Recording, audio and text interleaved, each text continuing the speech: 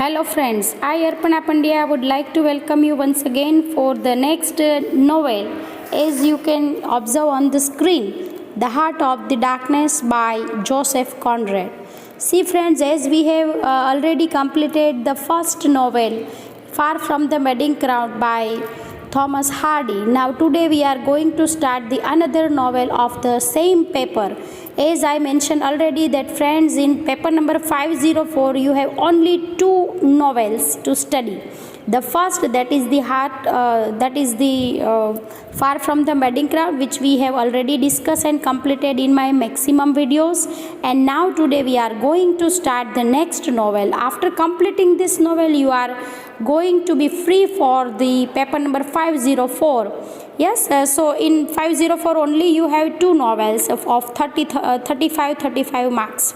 So today we are going to start the next novel, Heart of the Darkness. See friends, here such questions are given, especially the topics and the questions are very important. Especially you can see here such questions: discuss Heart of the Darkness as a novel and Conrad as a novelist, or bring out clearly the significance of the heart of the darkness. See friends, these are the very important questions which I would like to introduce you in very first stage. So whenever we start to discuss about the overall concept and the story chapter wise, you can understand it thoroughly. Our prime goal is to attempt for the examination, and here I am providing you such questions with the reference of examination. So whenever you start your preparation for writing skill, you may be very confident. See the question number 4, discuss the multiple point of view for characterization. Or the next question, Heart of the Darkness is a highly complex work of art. Now how it becomes a highly complex work of art, that we are going to study later. But don't bother and don't leave my video, because I am going to translate and going to provide you Gujarati version and the core part in Gujarati. So please being with this video, or the theme in the Heart of the Darkness. Yes friend, it is somehow complex we can say, because in general novels, as we already completed our Far from the Madding Crowd, you know very well that we find all hero and heroine and the story and such events, but here you find some different type of theme or the presentation technique. So it may be somehow complex for readers generally. So here all the questions are given that you can see, especially conclusion and the end part of the novel, or the justification of the title, or such other questions as here it is given: comment on Conrad's view of life, discuss the structure and the organization of material, or discuss the structure of the Heart of the Darkness with particular reference to the mode of narration in it. So see friends, these all are the important question or the important criteria we'll have to cover for our question. Let us see the Gujarati translation, what you love most, and you would be very comfortable while reading and while enjoying Gujarati. So once you will be very clear by the theme part, by the writer criteria, you would be very confident to understand and to narrate more for novel. Okay, so let us see for the writer himself first. હવે જુઓ, અહીંયા તમને આપેલું છે Conrad Russian પોલેન્ડમાં 1857માં જન્મ્યા હતા. તેનું બાળપણ ક્રાંતિના પડછાયામાં વીત્યું હતું. કિશોર અવસ્થામાં જ તેના માતા પિતાનું મૃત્યુ થયું હતું. 17 વર્ષની ઉંમરે તે વહાણવાટામાં શિખા ઉમેદવાર તરીકે માર્શલ્સ ગયા, અને સાગર સાહસનો એક લાંબો તબક્કો શરૂ થયો. તેણે સાગરનો પૂરો અનુભવ લીધો, તકલીફો અને મુસીબતો પણ વેઠી. 1886માં તેણે બ્રિટિશ નાગરિકત્વ સ્વીકાર્યું. 15 વર્ષની એકધારી સાગરની રખડપટ્ટી પછી તે 1889માં આરામ માટે લંડન આવ્યા. આ ગાળા દરમિયાન તેણે સાગરકથા લખવા માંડી, જે જંગલ સફર, કોંગો પર નૌકાભંગ અને બર્લિનના સ્ટેશનના સામાન ખંડમાંથી બચી અને છેવટે એડવર્ડ ગાર્નેટના હાથમાં આવી પડી, જેણે તે એક લંડનના પ્રકાશકને આપી. આ કથા તે આર્મેયર્સ ફોલી સાગર કથાઓની લાંબી હારમાળાનો પ્રથમ ભાગ છે. જો મિત્રો આપણે આગળ વાર્તામાં ડિસ્કશન કરવાના છીએ નોવેલના, વ્યૂ તરીકે કે કોનરેડ પોતે હિમસેલ્ફ એક્સપિરિયન્સ, એમણે પોતે સાગર ખેડૂ છે, પોતાનું જ અનુભવ છે આમાં એક દરિયાઈ સાહસ કથામાં એમણે લખ્યો છે, અને કઈ રીતે દરિયાઈ મુસાફરી કરી, કઈ જગ્યાએ એને કેવા અનુભવો થયા, કેવી મુસીબતોમાંથી એ બહાર બચી નીકળ્યા અને કેવા કેવા લોકોને સંસ્કૃતિને મળ્યા, એનું સંપૂર્ણ વર્ણન આ નોવેલમાં તમને જોવા મળશે.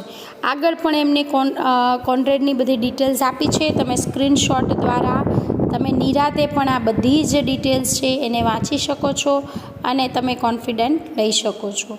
હવે જો અંગ્રેજી સાહિત્ય કથામાં અહીંયા લખેલું જ છે, આ તેનો ફાળો છે. એના પોઈન્ટ્સ પણ આપેલા છે જે તમે 1 by 1 વાંચી શકો છો. એ પહેલાં એમની નાનકડી એવી વાત આપેલી છે. 1924માં તે મૃત્યુ પામ્યા છે. એને સાગરનું ઘેલું હતું, કારણ કે એમણે મોટાભાગનો જીવનનો સમય છે એ સાગર મુસાફરીમાં જ, વોયેજમાં, સી વોયેજમાં જ વિતાવેલો છે. તેને માટે આ એક પ્રકારનો ભક્તિભાવ છે. આથી તેણે ઘણી ખરી કથાઓમાં સાગરની પાર્શ્વભૂમિકા હોય છે. આમાં પણ તમે જોશો કે મોટાભાગની એમની જે વાર્તા છે એ વોયેજ, સાગર મુસાફરીના અનુભવોની જ આસપાસ ફરતી રહે છે શરૂઆતથી અંત સુધી. તેની શરૂઆતની કૃતિઓમાં ભાષા અને ટેકનિક સાથેનો તેનો સંઘર્ષ પણ જોવા મળે છે, પણ લોર્ડ જીમથી તેણે તે બંને પર પ્રભુત્વ મેળવ્યું જણાય છે. એટલે કે પછી ધીમે ધીમે એમનો એક્સપિરિયન્સ પણ વધતો જાય છે અને એમનું લખાણ અને ભાષા છે ઘણી જ સુધરેલી જોવા મળે છે. ત્યાર પછીથી તેણે સરળતા, પ્રવાહિતતા, અતિ કાવ્યમય સૌંદર્યથી પણ લખ્યું છે. પણ એ લોકો જોસેફ કોનરેડ છે એમને જે પણ અનુભવ કર્યા છે એ કોઈ કોયડાત્મક પઝલ ફોર્મમાં નથી લખતા. બહુ સિમ્પલેસ્ટ ફોર્મમાં તમને એક વોયેજ એક્સપિરિયન્સ નરેશન જોવા મળે. એટલે તમને એમાં બીજી કોઈ અટપટી ક્વેશ્ચન થાય, પઝલ થાય, સસ્પેન્સ થાય એવું કશું દેખાડવામાં ન આવે. Okay, see the next thing.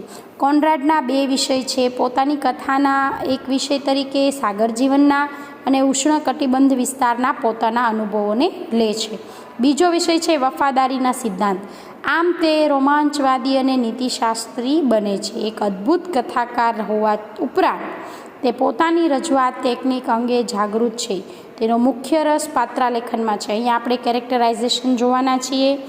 કુર્ઝનું અને માર્લોનું જે 2 ચીફ કેરેક્ટર્સ છે એના પર જ આખી વાર્તા છે એ જોડાયેલી છે. બાકીના બધા પાત્રો છે એ અધર કેરેક્ટર્સ અથવા માઇનોર કેરેક્ટર્સ તરીકે પણ તમે લઈ શકો, પણ કુર્ઝ અને માર્લો એ 2 મેઇન કેરેક્ટર છે અને એમનું કેરેક્ટરાઇઝેશન ગ્રીપ પણ ઘણી સુંદર છે.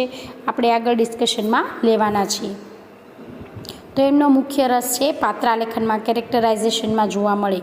માનવ જીવનનું આલેખન કરવાનો તે નિષ્ણાત છે. એટલે કે human policies, human nature, human requirements, human thinking, human ups and downs, yes, these all are the things which we find in our novel by Joseph Conrad. અને જોસેફ કોનરેડની આ નોવેલમાં પણ આપણે એવું જોવાના છીએ.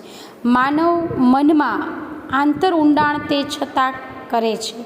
તે પાત્રના સીધા પૃથ્થકરણમાં માનતો નથી. સીધું કેરેક્ટરાઇઝેશનનું કે કેરેક્ટરનું એનાલિટિકલ સ્ટડી આપી દેવું નથી. એમને એ step by step, time wise એ આગળ લઈ જાય છે. પરલક્ષી નિસ્પૃહાથી પાત્રાલેખન કરે છે. તેના પાત્રો વિશાળ ક્ષેત્રોમાં હોય છે અને કોઈ જ સામાન્ય હોતું નથી. All are extraordinary people.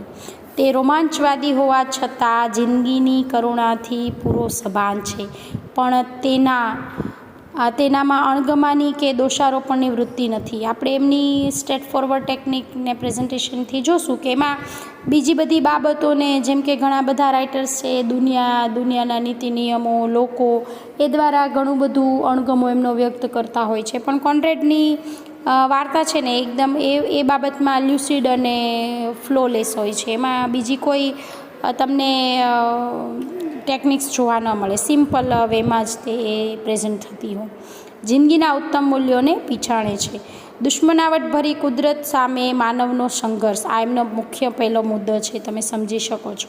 How to fight in against of natural calamities or natural disaster or natural challenges, that is the prime issue. વફાદારીનું પ્રદર્શન, લોયલ્ટી.